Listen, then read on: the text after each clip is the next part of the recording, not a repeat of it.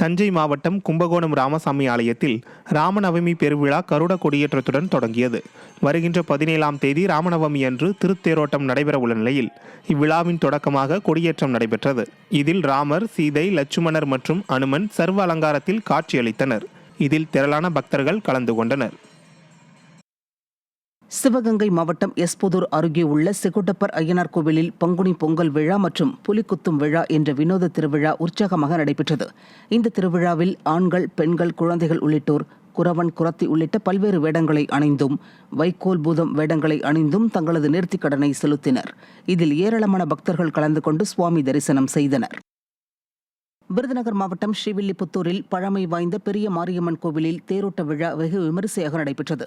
சுமார் 100 ஆண்டுகள் பழமையான ஸ்ரீவில்லிபுத்தூர் பெரிய மாரியம்மன் திருக்கோவிலின் பூக்குழி திருவிழா கடந்த 28ஆம் தேதி கொடியேற்றத்துடன் தொடங்கியது. 13 நாட்கள் நடைபெறும் இந்த பூக்குழி திருவிழாவின் 13ஆம் நாளான நிறைவு நாளில் தேரோட்டம் வெகு விமரிசையாக நடைபெற்றது. இந்த நிகழ்வில் திருத்தேரில் பெரிய மாரியம்மன் எழுந்தருள சிறப்பு பூஜைகள் செய்யப்பட்டு ஏராளமான பக்தர்கள் தேரினை வடம் பிடித்து இழுத்துச் சென்ற நிலையில் தேர் முக்கிய வீதிகளின் வழியாக வலம் வந்து இறுதியாக கோவிலை வந்தடைந்தது.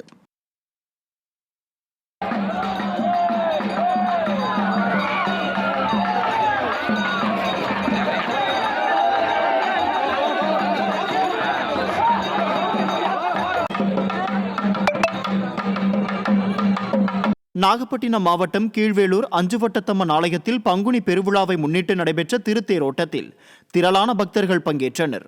கீழ்வேளூர் சுந்தர குஜாம்பிகை உடனுரை அட்சயலிங்க சுவாமி கோவிலின் பங்குனி பெருவிழா கடந்த மார்ச் 20ஆம் தேதி காப்பு கட்டுதலுடன் தொடங்கியது. இந்த நிலையில் அலங்கரிக்கப்பட்ட அஞ்சுவட்டத்தம்மன் தேரில் எழுந்தருளினார். இந்நிகழ்வில் திரளான பக்தர்கள் கலந்து கொண்டு தேரினை வடம் பிடித்து இழுத்தனர்.